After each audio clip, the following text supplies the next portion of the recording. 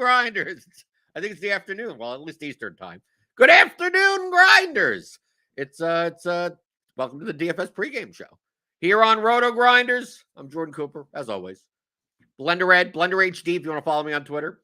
And it's Wednesday, July 6th in the afternoon. We're an hour behind. It's not. I see in the chat. It's like, oh, I needed some added sleep. It's like, no. We just had a big company-wide meeting or whatever done virtually or whatever like that. That was obviously scheduled during the pregame show, normal time slot. So gotta go to that first. But we're here. It doesn't really matter that much. Doesn't really matter an extra hour. The extra hour of sleep for you guys if you wanted. And nothing really changes on today's slate, right? We don't have lineups in. It's the same thing regardless, right? Still getting those thummy thumbs in the chat, right? Give me those thummy thumbs, subscribe, hit the notification bell, do whatever you want. Suki Singh's here. See, it doesn't matter what time it is. Suki Singh is always going to be here early anyway. Doug Montgomery, good morning. Zach Hobbs, card fan. Julian Wilson, Brian, Tony A. Asking about the afternoon slate. No, I'm not. What is the afternoon slate? Is that are they doing a 1 o'clock slate or a 2 o'clock slate? 1, 2, 3, 4. I guess it's a 4-game slate on DraftKings, right? But no, I'm not. I'm not playing the afternoon slate. I am playing the regular slate tonight. But yesterday I had a good day. Not on FanDuel. FanDuel was that was a 0. FanDuel was a 0 yesterday. But DraftKings yesterday, very good day. Could have been much better if where's my lineup? Yeah, would have been much better if that's the double up. Okay. Would have been much better if Alex Wood didn't get just pulled after 71 pitches. And then got more than 14.85 points. I mean, just pitch another inning and get the win, and maybe I come in second at least in the 121. So this is the lineup that I played last night in the 121, and I did fine in my 3-mans, triple ups, the stuff that I've been playing now for the past 2.5 weeks or so. And basically I played a Tampa Bay 5-man with 3 Phillies. Obviously Kyle Schwarber double dong yesterday. Real Muto home run. Castellanos had a good game, 16 points. Then I got, 4% on Wander Franco at shortstop. Yandy Diaz at 2% over here. Got 2 pitchers that actually scored points yesterday, right? Right. Good luck getting it. As long as you got 2 pitchers that added up to like 30 points, you were fine, right? Right. Not many did well, right? Luis Garcia didn't even look that well, right? He gave up 4 runs in like 2 innings. It's like, okay, he's dead, but he managed to come back. He had a very low pitch count. Kikuchi, I don't know what happened to him. 5 walks, 2 hit batsmen. I don't know. Something is up with his arm. So he was -8, and he was like the second highest owned pitcher on the slate. But I got to this lineup in the 121, and people ask like, well, this is a single entry contest, right? It has 642 entries in it.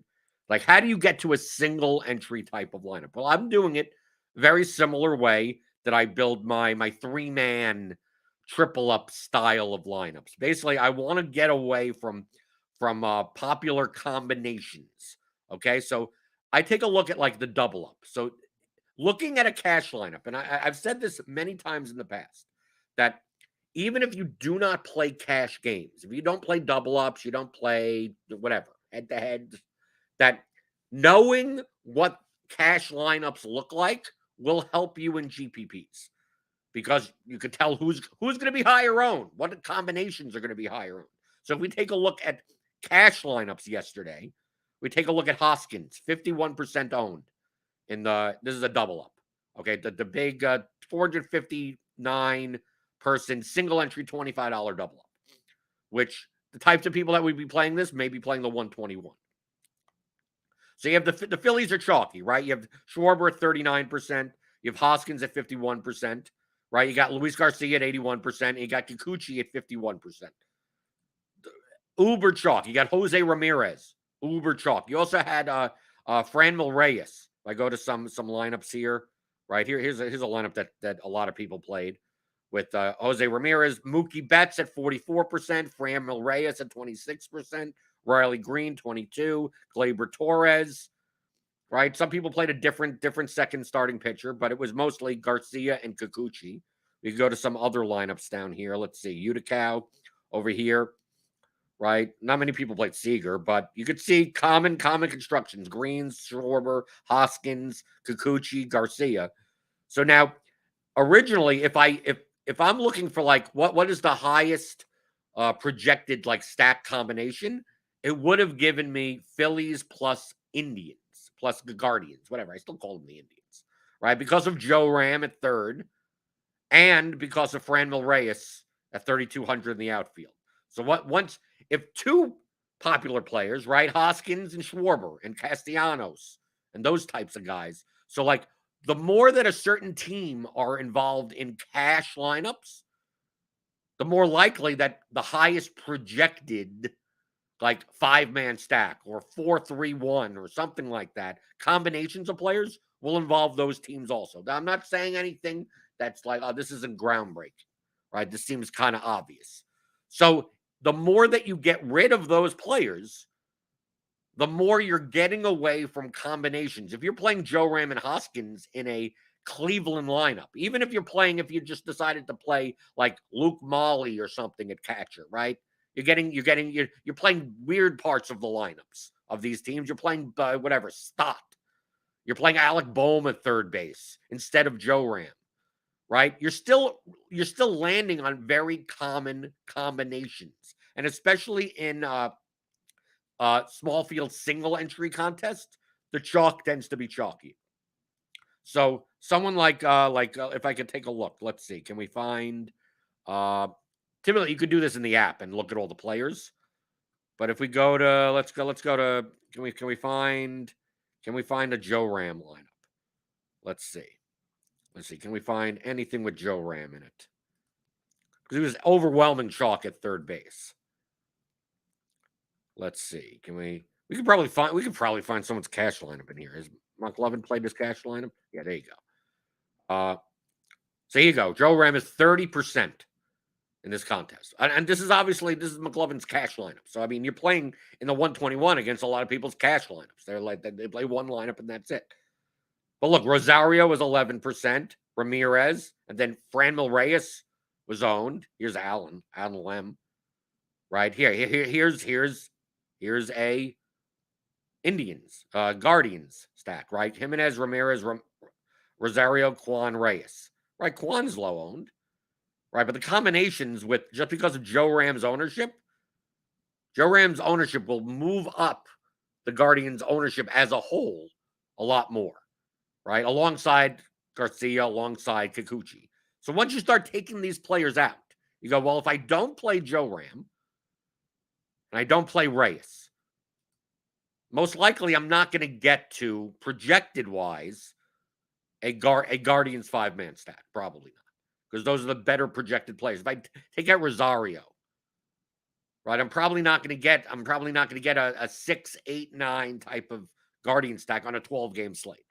Right? If I take out Hoskins, maybe I still get Derek Hall because they're both eligible at first base. Do I take out Schwarber? Well, it turns out that Schwarber projected well enough that I didn't take him out. I played him on DraftKings. So once you start taking out player combinations that are more likely to be used, this was literally, once I removed all the players that are Joe Ram, all the guys that I mentioned. I removed Hoskins. I removed Joe Ram. I removed Kikuchi as a second starting pitcher. I removed Betts. So if I remove Betts, I'm more likely to not get a Dodgers stack, right? Because he's the best, like, projected because of his price. If I start removing those types of guys, what comes up? This was literally the top projected 5-3 lineup. That's literally what I did. Once I start removing the combinations that are going to be more used, it ended up, hey, Tampa Bay. Of course, since I didn't remove Schwarber and Castellanos, like, they projected very well. So putting together Schwarber, Castellanos, and then Real Muto at catcher still allowed me to get the Phillies. But now I have, 1, 2, 3%, 4% owned Rays, have 10% owned Alex Wood in my lineup. This this was the highest median projected to my aggregate projections, right? I aggregate a whole bunch of projections together. So that's how I came up with this lineup. So not necessarily even looking at like, well, is this low owned and is this stack lower owned based on X, Y, and Z? Well, I'm not playing the large field contests. So like this raise stack in large field was actually more owned.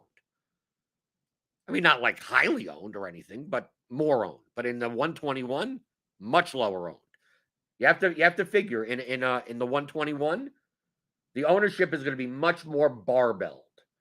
Okay, understand that concept of the barbell type of ownership. We're not looking at the bell curve is this, right? I'm using my hands. Right? So when you go into large field contests in comparison to small field contests, the ownership tends to be more bell curved, which means that the chalkier plays will be chalk, but they won't be absurdly chalky, right? So if a lot of cash lineups have Jose Ramirez, like Jose Ramirez will still be the highest owned, third baseman in large field contests, but he'll be 25% owned. He'll be 22% owned on a 12-game slate, 20% owned. Yet in the 121, he'll be 30+% owned. Now, if Jose Ramirez is going to be 30+% owned, if Hoskins is going to be 30+% owned, if Schwarber is going to be 28% owned, if Kikuchi is going to be 50% owned, well, that means other people that would normally be 6% owned are going to be 3% owned. Right? It's the barbell effect. So as more ownership on certain people happen on one side, all the ownership kind of flattens out on the bottom end of the curve. So you get more barbell style ownership distributions, right? You push, just to go over it again. Once you start pushing a handful, 10 players, 5 to 10 players, subset up in ownership, the removal of ownership is going to happen a little bit more extreme on the other end of the spectrum. So a stack that in large field looks like is going to be 5% owned, maybe 2% owned in the 121. So this is how you can adjust when you take a look at our ownership, right? We have our projected ownership. The bat has projected ownership now. This is all geared towards the large field contests, whatever, the $15 relay throw on DraftKings. So how do you scale that to the 121? So like looking at like today's slate, you take a look and you go, okay, well, let's take a look at the batters. You go, okay, Betts is 21. Like this is for today's slate. The Dodgers have a 6-run total. They're going to be chalky, right? So look, Mookie Betts is 4,500. Will Smith is 4,900. Max Muncy is 4,200. The Dodgers are actually underpriced today on DraftKings. They're not cheap, but they're underpriced. So in large field contests, this may be correct. 21, 16, 14. But in like the 121, like this goes up dramatically. Betts may be 35% owned. Will Smith may be 22% owned. Max Muncy may be 20% owned. But ownership is there's a finite amount of ownership available in a contest, right? Right? If these people are going to be even more owned, who's going to be less owned because of it? So if we go to let's choose a position like catcher. Okay? So take a look at all the ownership here at catcher that we have currently projected without starting lineups or anything. So Will Smith is going to be overwhelming. I mean, he projects for almost 2 points higher than the next catcher on the slate. So if he's at 16, I'll do this manually just to show the effect. I don't know what you would do exactly. But let's just say we're going to use a little bit more of an extreme example. That Will Smith in the large field, let's just say that this is accurate for the large field. I still think Will Smith will be higher in the large field. But let's just say that in large field GPP is going to be 16% owned. Well, in the 121, maybe he's 30. That's 14 percentage points that have to come out of everywhere else. Okay? Where does it come out of? Well, it's not going to just come out of Garver or Mejia or some of these Jonah Heim or Real Muto. It's going to come out of everyone. Okay? So if he's going to be let's even say that he's going to be 36% owned. In the smaller field stuff. The 121. So that's 20 ownership percentages that we have to get rid of everywhere else. Well, it's not going to all. Garver's not going to be 2% owned, but maybe he's going to be 6% owned. So we got rid of 4 there. Maybe got rid of another 4 there, right? Maybe this goes down. Maybe some of these 7. Maybe this goes down to 6. This goes down to 6. This goes down to 5. Like it scales kind of like this, right? 5, and then we get down to like these lower really ones. This maybe 2, 2, 2, 2, 1. Like a half comes off of there, 1 comes off of there. Like Elias Diaz maybe 0.5%. I mean, some of these Andrew Knizner may not even be owned. This may be a 0. Like some of these may be actually literally be unowned. So this is what happens to ownership in a small field contest from the large field contest. So this is the main reason why, like, the popular combinations, if Will Smith is going to be 36% owned, and people tend to correlate, obviously, in baseball. If Will Smith is going to be 36% owned, then Mookie Betts isn't going to be 21% owned. He's going to be like 42% owned. And then you go to the outfielders and you do the same thing. Well, if Mookie Betts is going to get all that ownership, it has to come out of all these other outfielders.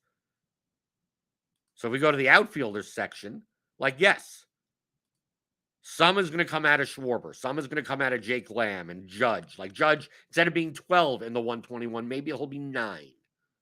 But once you get to the bottom over here, like Juan Yepes, 3% owned in large field. In the 121, he may be sub 1%. Jackie Bradley Jr. There may only be 1 or 2 lineups that have him completely. Even though 2%, 3% in a large field contest is how many lineups? If it's 30,000 entries, and it's one, but let's say he's in 1% of lineups, that's still 300 lineups. In the 121, he may literally be unowned. Or if you play him, you're the only one. And probably only in Boston stacks, only in Red Sox stacks. Probably not even as a one-off, because he doesn't project well, right? Well enough that he'd be in there as a one-off, probably.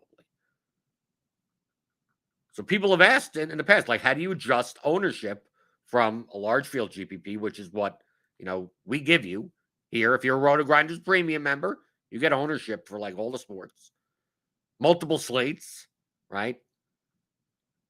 Well, what happens if you're not playing the large field contest? You're playing the smaller field stuff. How do you adjust to that? From a directional standpoint, you can still use this ownership. There's nothing wrong with doing that.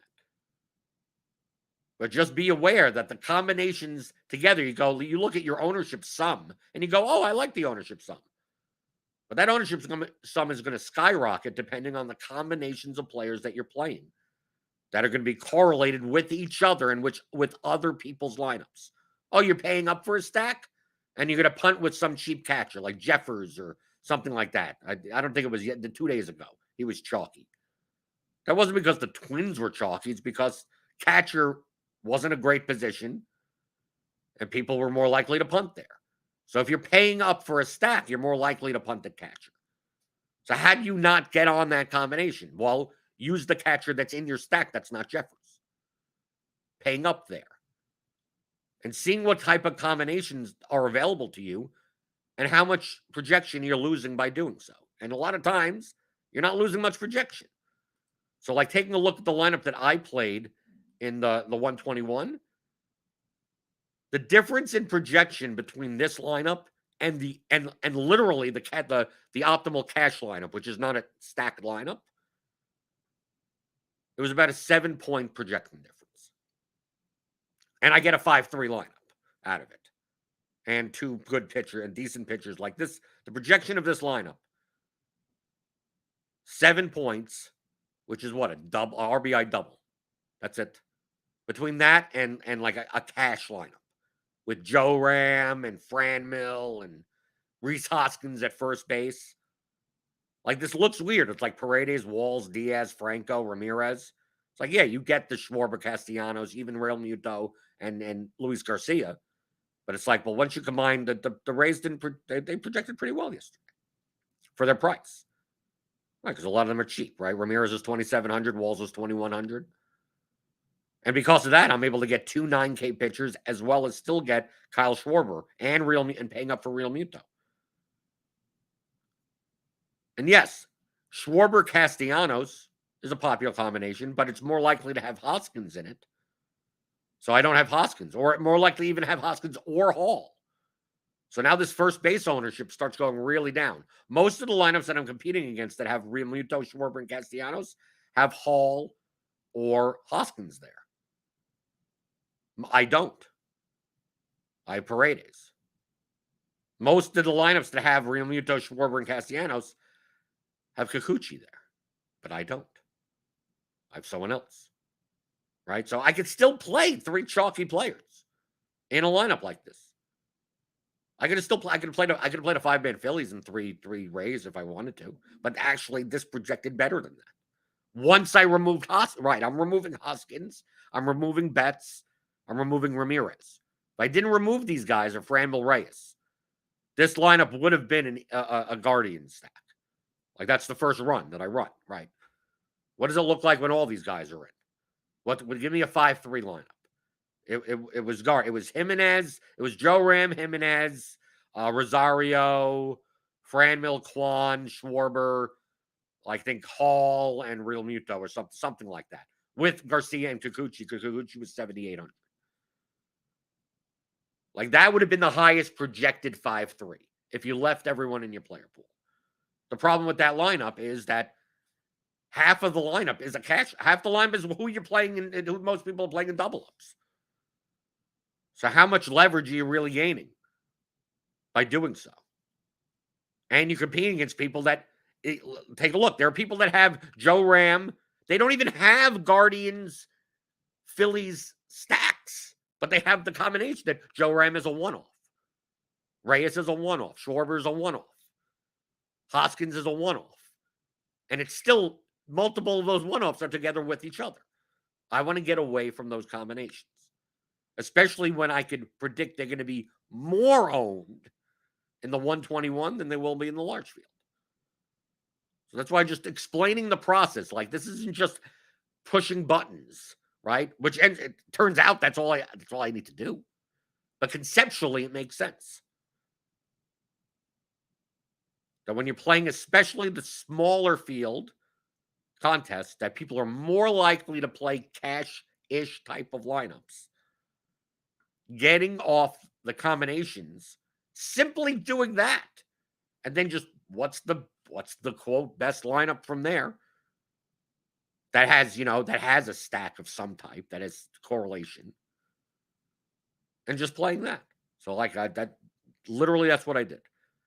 If you use my aggregate projections, which includes Plate IQ, which includes the bat here at RotoGrinders, literally, once I X'd out a bunch of those players that I didn't want the combinations of, this was a top lineup, so I played it. That's it. That's it. Right? Getting off those combinations came in 8th place, $1,000. I was towards the top of. I mean, look, like the difference between the points wasn't that much. That's why it's like Alex Wood coming out at 71 pitches. Yeah, I mean, he could have done worse. You're right. He could have came in and just given up 2 runs. That didn't help. And then Ryan Pepio getting a win, and that I was like in 5th, and then I got knocked down by like what all these 3 people, right? I was in 1, 2, 3, 4. Yeah, I was in 5th place, but then Ryan Pepio at 2% owned. Guy got the win bonus, the 4-point win bonus, and they passed me.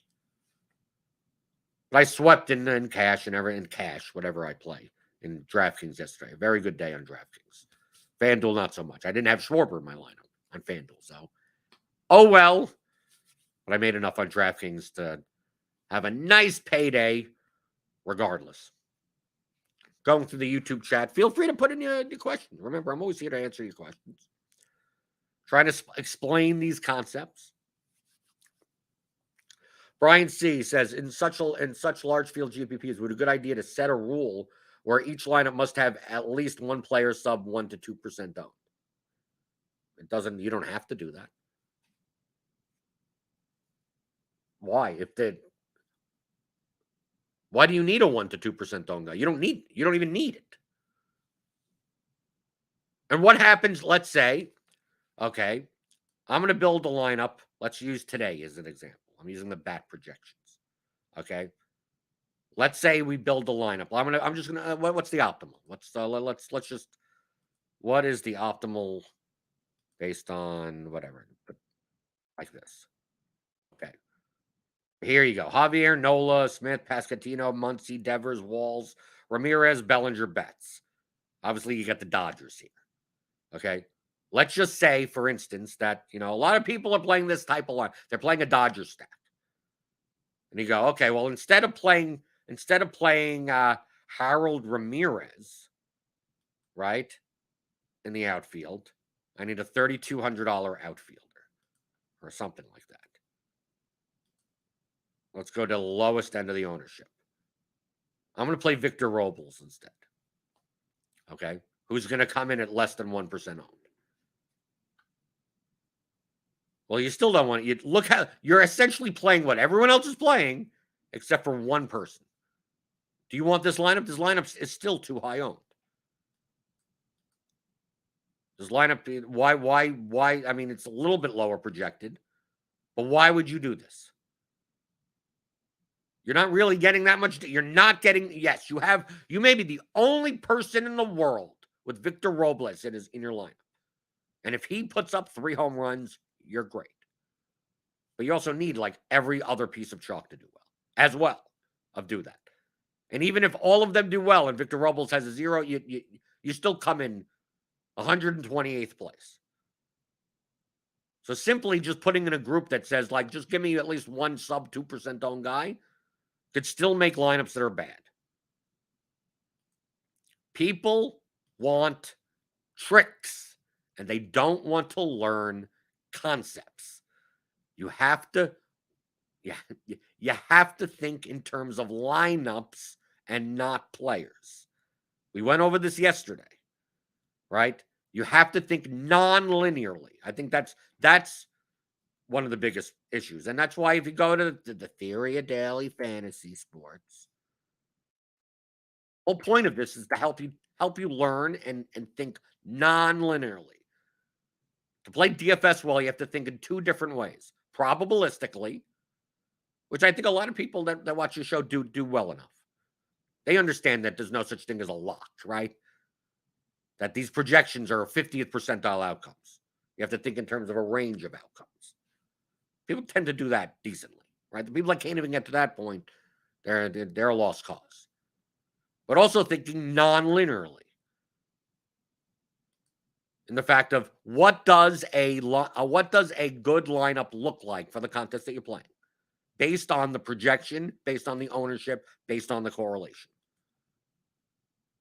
Now, people that think linearly, this is how you play linearly is this. This is the mistake that people make.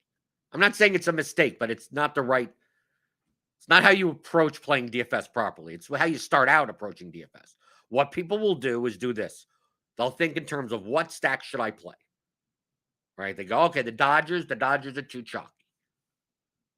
Right? I'm not going to play the Dodgers. But I'll play the Rangers against Watkins. I've decided that, right? They're not thinking about anything else. They're just thinking about what stack to play.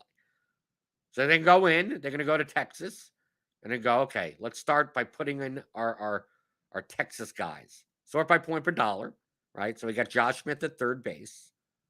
We got Mitch Garver, catcher, and we're going to play a 5-man Ranger stack. I'm going to fill shortstop with Corey Seager, right? Maybe Semien and Garcia are a little expensive. Maybe you throw in Leody Tavares, right? He's going to if you use an optimizer, he's going to show up in your stack because he's high point per dollar value at 2K, even though he only projects for 5.91. So he's probably going to show up there, right? And you get 4, then you need a first baseman or second baseman low or another outfielder. Maybe you end up with Calhoun in your lineup at 3,900, right?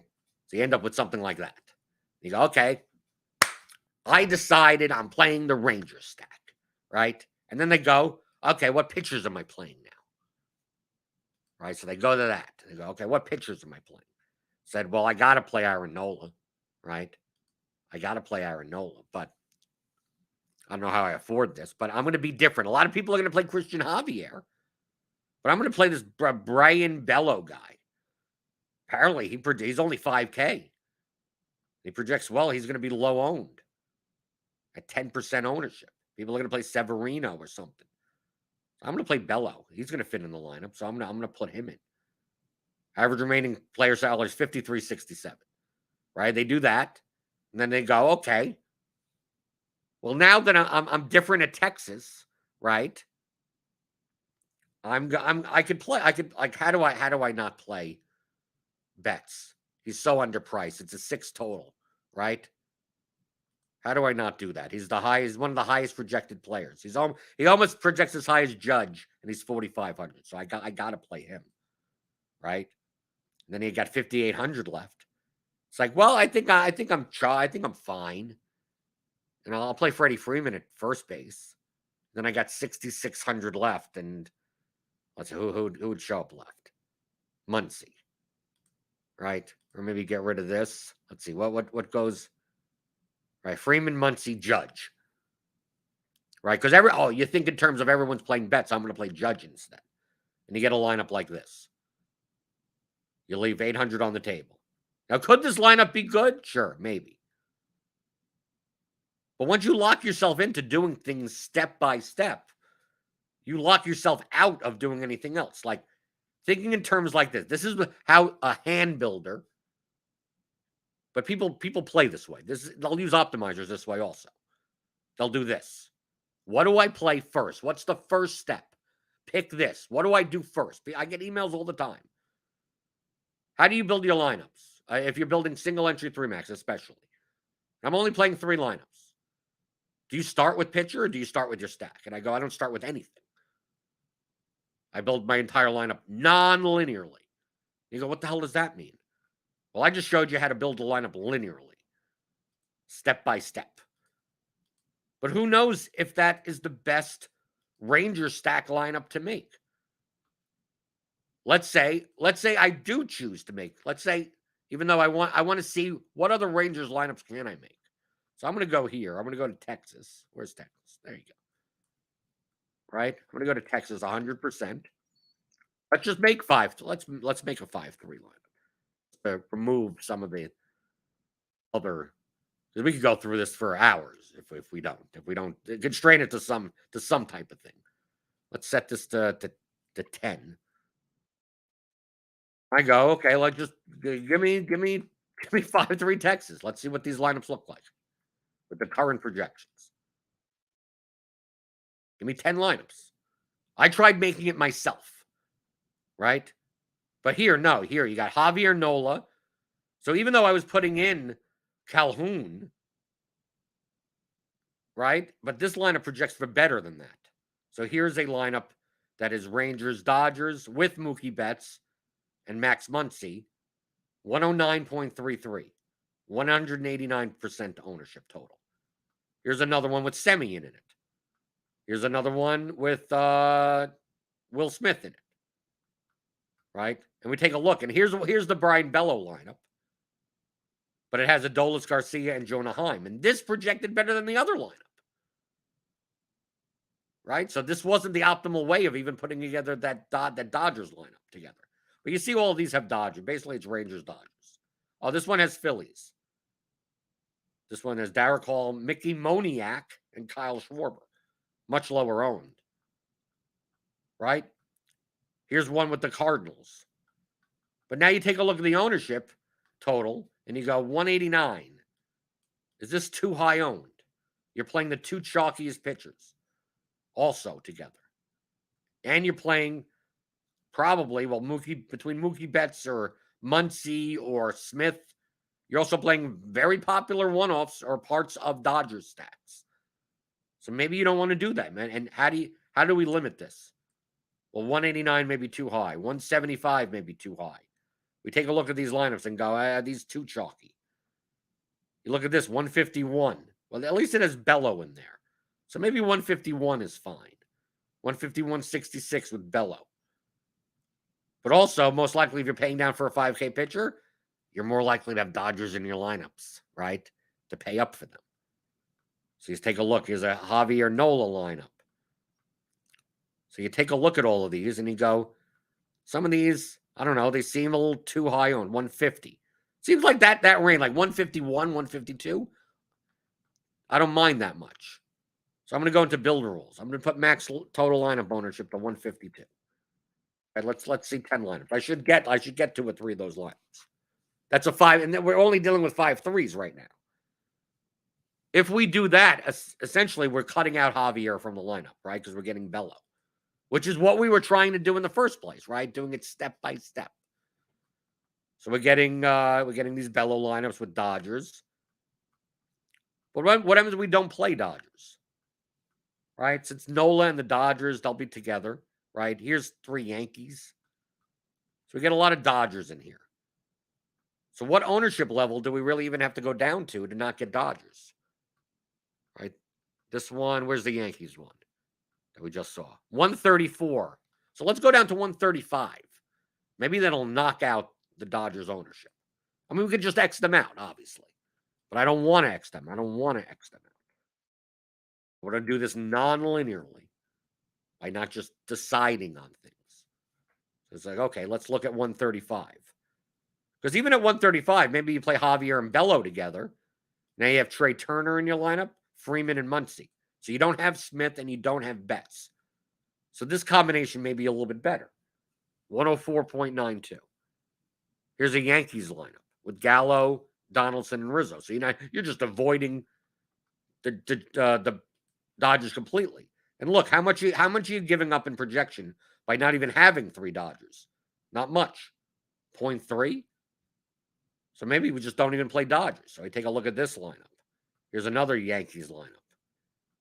Here's a Dodgers lineup that projects a little bit lower because of Bellinger and Alex Cobb in the lineup. So as long as you get different in pitcher enough, you could probably play the Dodgers as a 3-man and still be under, and still have a decent lower enough ownership if you wanted to. Right? This is thinking non-linearly. You could play this lineup, or you can play the Bello lineup and play with the Yankees, or much more expensive. Right? So the Bello lineups have Yankees. The Cobb lineups, here's one with the Red Sox in it, even lower owned. Right? If we just let's do the elimination game of just these 9 lineups. Eliminate the lineups that are higher owned than their projection. So 133.02. This one is slightly higher for a slightly less projection. Get rid of it. This one is 132.64, 134. Okay, we have to beat 132. Here's 122. And look, we got rid of 10 ownership percentage points and barely any projection. So I kind of like that lineup even better than these 2 lineups above it. 122, 131 is too high compared to the one above it. 132, 120. Right, we give up about a half a point in ownership down here, which shouldn't be that much of a problem.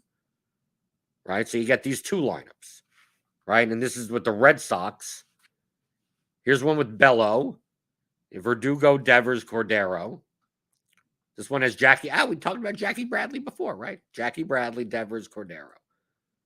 With Alex Cobb. Look at how I got to these lines. Like, there's nothing wrong with these lineups. Why not play these lineups? I didn't have to X any of the Dodgers out. I just kept on going until naturally, non-linearly, gets to the types of lineups that I'm looking for. Probably somewhere in this 104, 105 point range, somewhere around this 120 to 130 percentage point range. And it's like, I think that's where a good line is for this slate, I guess. For just at the current, like, we don't have the starting lineup. I'm just using whatever numbers are in there now. And I go like, okay, let's play this lineup. Like, do I want... No, this is Nola and Cobb. This is Javier and Bello. But if you want to just coin flip and just say, which lineup do I play? Just play whichever one. I think this lineup is a little bit higher projected and not that much difference in ownership. So maybe it's just this lineup. And there you go. There's your lineup. You still decided on playing the Ranger stack. So you still made one decision. You said, okay, I'm going to start from 1 point. I want to play the Rangers. Right? What type of contest are you playing? Well, I'm playing a whatever size contest. Well, how do I not play the Dodgers while still maintaining a high projection and a low enough ownership, but not like an absurdly low ownership? Well, there you go. I got to this point. I would have never picked out Jackie Bradley Jr. I would have never picked out Franchi Cordero or Alex Cobb. Maybe, I mean, you go down the list, maybe you get to Alex Cobb, but like linearly, you don't get to this lineup. So when you take a look at stronger players, sharper players lineups, especially in large field, and you go, how did they have this much of that guy? How did they have this of that? How did they choose? Franchi Cordero hits 2 home runs today for some odd reason. And you go, how did they have them in their lineup? There was no linear choice. It's like, oh, I saw something in Franchi Cordero. It's like, no, the numbers, he was projected at 7.02 at 2.3%. And based on not having Dodgers and not having Nola and Javier together and playing the Rangers, this was the best projected lineup for its ownership. And that's it. You just let the results happen as they may. Whatever happens, happens. The projections are accurate. If the ownership is accurate, you just do this every day. Just play plus. This would be a plus EV lineup.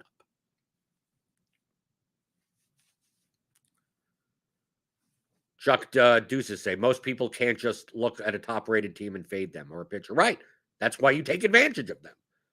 People think things happen way too often than they do. Well, how do you just fade the Dodgers? Because it's an 8-game slate. There's 16 teams on the slate. Doesn't mean you have to fade the Dodgers. No. Like I said, there were lineups that you could play. You still have 1 Dodger, 2, 3 Dodger. You could play a 5-man Dodger stack. Probably not playing Nola and Javier together. Right? Think non-linearly. If you were to play a Dodger stack, you know it's going to be high owned. You know it's going to be fairly expensive. So it's like, in order to play a Dodger stack, I need to play some type of low-owned 3-man or 2-man or something. I need to not play one of Nola or Javier. In fact, maybe I have to play neither of them. Maybe I play Cobb and Bello together. And then have a one-off third baseman. And then I have Devers or, something like that. Something that's lower than 12% even. Like, how would that lineup look? Visualize that lineup in your head. If you were to play a chalky Dodgers stack, well, what would it have to look like? Let's say you play no Dodgers in your lineup. Let's say, who's Javier pitching against? The Royals. Ugh. The Royals, and who's Nola pitching against? Where is Nola? I don't even know. The Phillies. The Nationals. Assuming that Cruz and Soto are back. Let's say you say, well, instead of playing Nola, I'm going to stack against him. I'm not saying that you even need to do this. Let's say I'm going to play Soto, Cruz. I'm going to play the good hitters, Josh Bell on the Nationals. I'll play. If you're going to play a Nationals 5-man stack, let's say in the 121, where Nola's going to be 50% owned, what does the rest of your lineup look like? Well, because I'm stacking against a 50% owned pitcher, this stack is going to be barely owned. It's going to be barely owned. Okay? And I'm already not playing Nola in my lineup because I'm playing the Nationals. So who can I play? Now that I have a 1% owned stack with immense leverage, you know who I can play in my lineup? I can play Christian Javier in my lineup. I probably have to play Cobb or something with them. And then I have spots left. Who can I play in my lineup? Well, I could play Mookie Betts. Even if you told me Mookie Betts was 35% owned, I could still play him because I already have low enough ownership. I'm playing a 1% owned stack against the chalkiest pitcher on the slate. So visualize those levers, right? I'm jamming that leverage lever up, which means my projection's coming way down. How do I get my projection lever back up? Well, by playing the best plays, right? Which are the Dodgers. And because I'm playing a 1% owned Nationals leverage stack, then okay, the Dodgers are fine in those lineups, right? I could probably run those. I mean, I visualize what the lineup looked like. So let's put it in. I visualized that a Nationals. I'm not even saying you should even be doing this today, but if you decided to, you wanted to play the Nationals.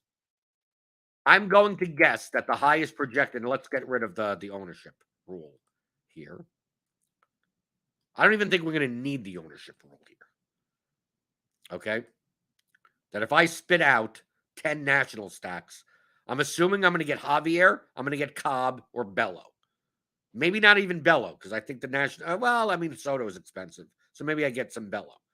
But the rest of the other three players will be Dodgers. I'm going to get Muncy, Betts, Smith, some type of combination of Dodgers. So I'm going to build. There you go. Let's see what these National stacks look like. Well, Severino. We also got Severino. I forgot about him. So there you go. Mookie Betts, Muncy, and Smith with Javier and Severino.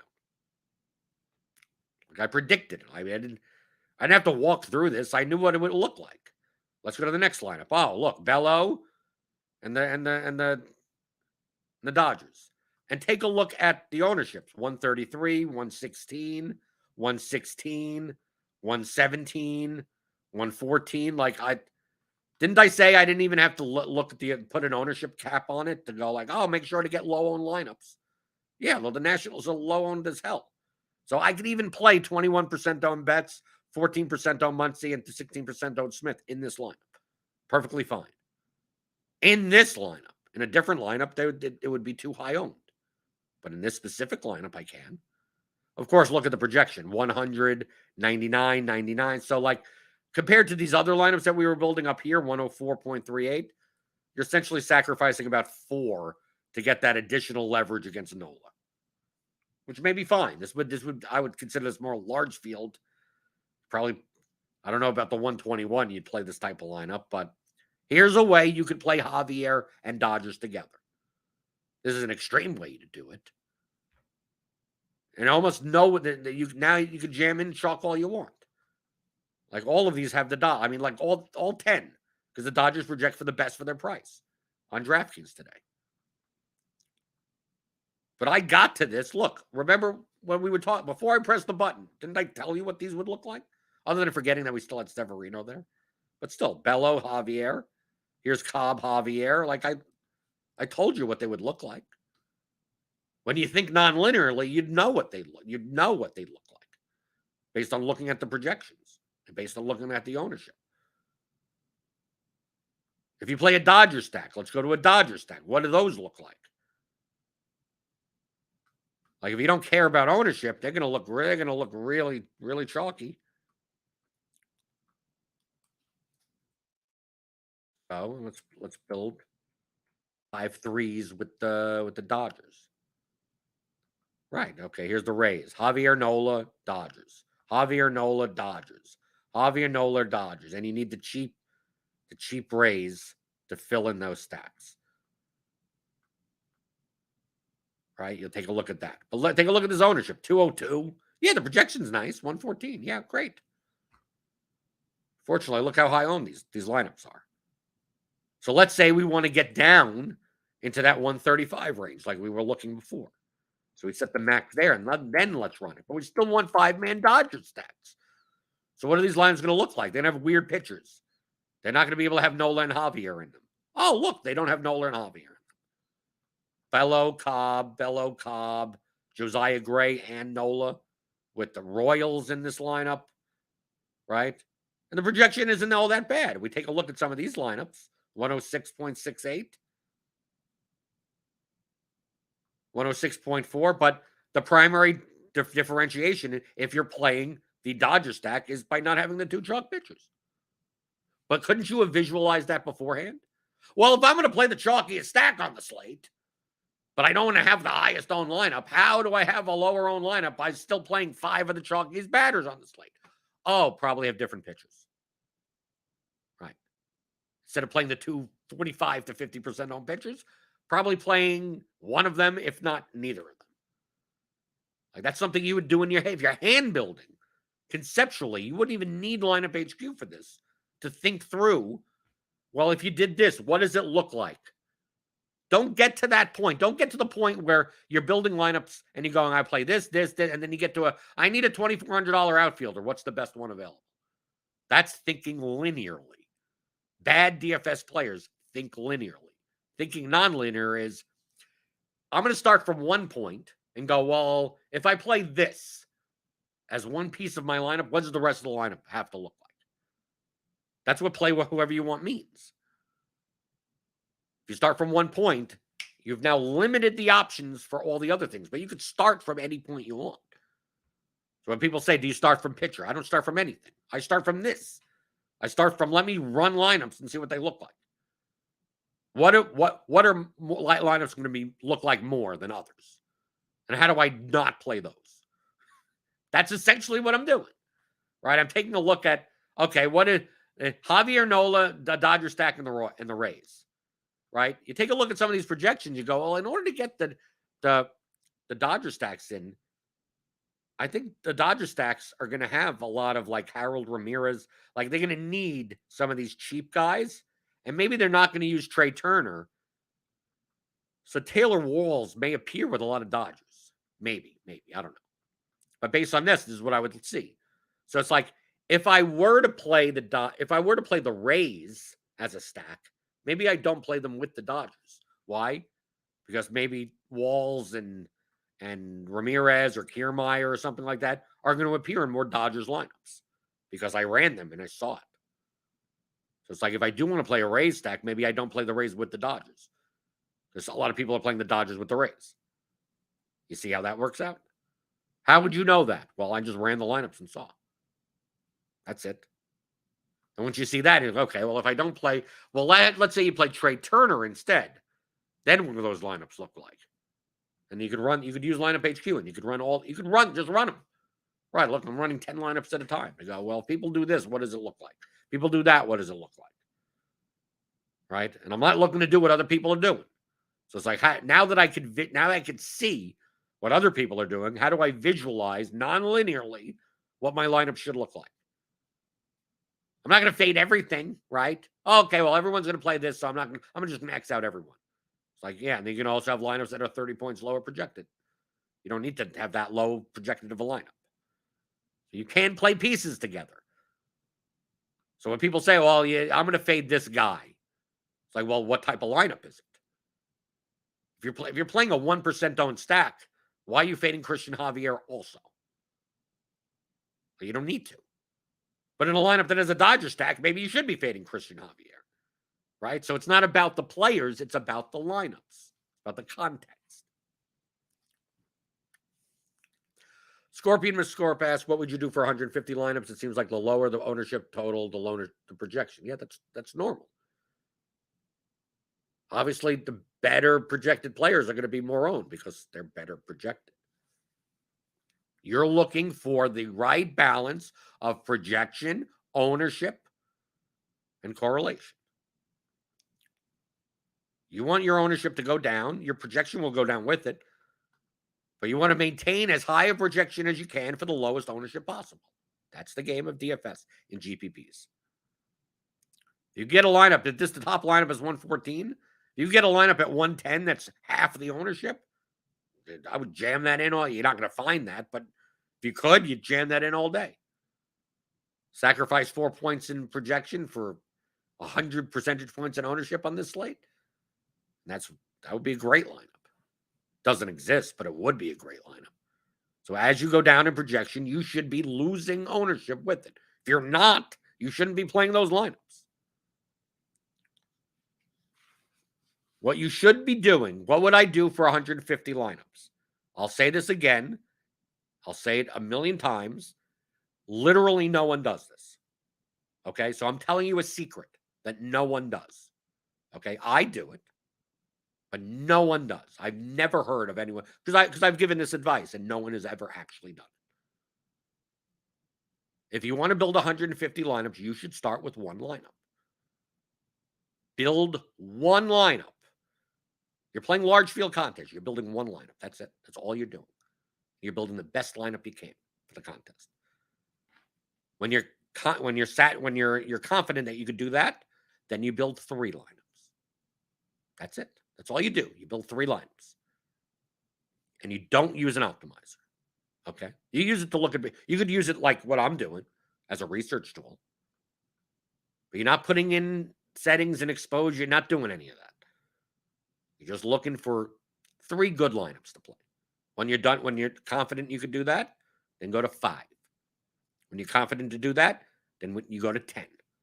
When you're confident you could do 10 in a reasonable amount of time, you go to 20.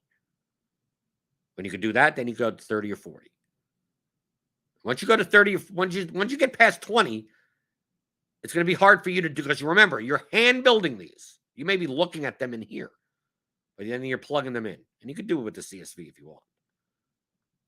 Once you get past 40, now you can start looking into, like, now that I'm confident I could do 40 good lineups in different combinations, and I know that I'm on point with it, with the balance of those 3 levers, then how do I use lineup HQ to do this more? Instead of 40, I could build 400 of these. I could build 1,000 of these in different ways. And then now it's a matter of how do you get the tool to do it for you, right? You could visualize you're doing it, right? You're visualizing and you're doing it. So once you do that, and at that point, it's about 2 years later, okay? So if you haven't done that yet, you're still 2 years away from playing 150 lineups using an optimizer. You can use this as a tool. That's why I tell you that no one does this. This is what I'm telling you, what I do. That's exactly how I learned. So if you can't build 1 good lineup, how are you going to build 150? If you can't build 3 lineups, how are you going to build 20? How are you going to build 5? You can't build 1. Start with 1. And then the next day you build another 1. You do that for 3 months. You don't move up to 3 lineups unless you're sure. You play multiple sports. You do this in multiple sports. Multiple slates, if you want. Once you're confident, and then when you build that 1 lineup, then you're downloading CSVs and you're studying other players' lineups. I'm telling you the path to success. You just have to do it. And I rely on the fact when I sell this course. People go, like, one of the FAQ questions is like, aren't you giving away your own edge by teaching this course? And I go, nope, I'm not holding anything back. And I'm telling you that people look at this and they go, well, what's the shortcut? I'm special. You're not special. I'm not special either. In order for me to learn all this, these types of concepts took me thousands upon thousands of hours. Thousands upon thousands of hours. Studying, especially. Are you going to do that? If the answer is no, then play for entertainment. You're absolutely, go do whatever you want. I don't think there's anything wrong with that. YOLO, get lucky. If you want to learn how to actually play, then you have to go through 1st grade, 2nd grade, 3rd grade. You can't just skip over to calculus and go, well, I'd never learned how to do long division. Grant Brown asks, so if you were doing the 121 and the relay, say 5 lineups in terms of efficiency, would you get your 121 lineup, then start pulling on leverage correlation to get a plus EV relay build? Relay, then 121. That's typically I go from that. I go in that order. Yes. If I were to do that way. Because that's kind of what I do in MMA. Right? Because I play small field stuff in MMA as well as large field stuff. I start from, I don't need to give up that much ownership, and then I scale it from there. I think that's easy. I think that mentally is easier. Some people do it the other way. But in order to get to the large field stuff, you have to know what the cash lineup is. Like, you have to know what people are doing. This is what lineups more likely are not going to look like. And I have to get different from that. So in the 121, how different do you have to get? Not as much as the large field. So I think it makes sense more mentally that if you're going to do, you can't do the processes at the same time. So what I would do, and what I do, is go, okay, I'm going to decide on what I'm going to play in the 121. Once I decide on that, then I go, okay, now I'm going to build my 5 relay lineups. And know that it's going to be much different than the 121. right? The 121, I'm maybe not sacrificing as much projection. Still having a fairly decent owned lineup. The relay throw, I may go, okay, well, I'm getting rid of, I'm dropping my ownership even more. I think it's much harder to think in terms of, okay, what's the cash lineup? How do I get extremely different first? And then how do I get closely different? I think it's a little bit easier progressively that way. But to each their own. I don't know. That's how I would think. Scorpion asks when the Excel book is coming. Well, it's not an Excel book. It's a second for advanced players course that will include Excel tools that you can use. And that's going to come out in about a month. Probably the first week in August.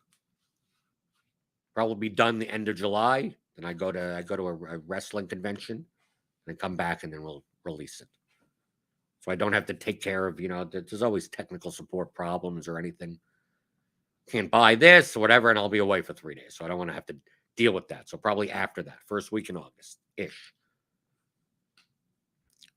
But you're not going to understand that stuff if you don't understand the concepts in the beginning. I mean, like it's meant for people that have already listened to this because it's going to be very application based. So it's not going to necessarily hold your hand on like if you're gonna listen to the four advanced players and I'm going to mention expected value or EV concepts and you're like, I don't know what that means. Then I don't know how you're going to gain anything from the advanced players course. You have to get that that's like the most important concept there is in any type of gambling environment. That's why I go to theoryofdfs.com. 15-hour audio DFS masterclass. You can pick up at theoryofdfs.com. I talk about all this type of stuff. None of this is new. But either my opinion, either you're treating this seriously or you're treating it for entertainment. If you're treating it for entertainment, perfectly fine. Play whatever you want at that point. There's nothing I could go have fun, right? Maybe you're a slightly losing player. Maybe you're a break-even player. Maybe you actually are a little bit profitable. It's like, I don't want to go through all this work. It's like, okay, then you're playing for entertainment. If you want to play to make actual money long-term, like, you're going to have to put work in. That's what it is. You put the work in and it shows. And compared to when I started in 2015, the resources now are 7 years later are way better. I wish I had a course I wish I had this course in 2015. It would have sped me up much quicker than me having to study lineups and test things out myself. So if you want to do that, theoryofdfs.com. And if you want to talk about tonight's slate, I don't know if there's any weather problems today. Maybe in Baltimore, Pittsburgh, maybe East Coast. They'll be talking about today's slate, tonight's slate. 8-game slate later today. Grinders live, and then Crunch Time, which normally is for premium members, but it's free all season for you. So here on YouTube, hit that thumbs up button on your way out the door. Give me those thumbs. Hit the notification bell. You'll always know when we go live. I know it was an hour late today, but it's back to the regular time. Back to the regular time tomorrow, right? Because I'll be answering your DFS strategy questions like I always do on the DFS pregame show on RotoGrinders.com.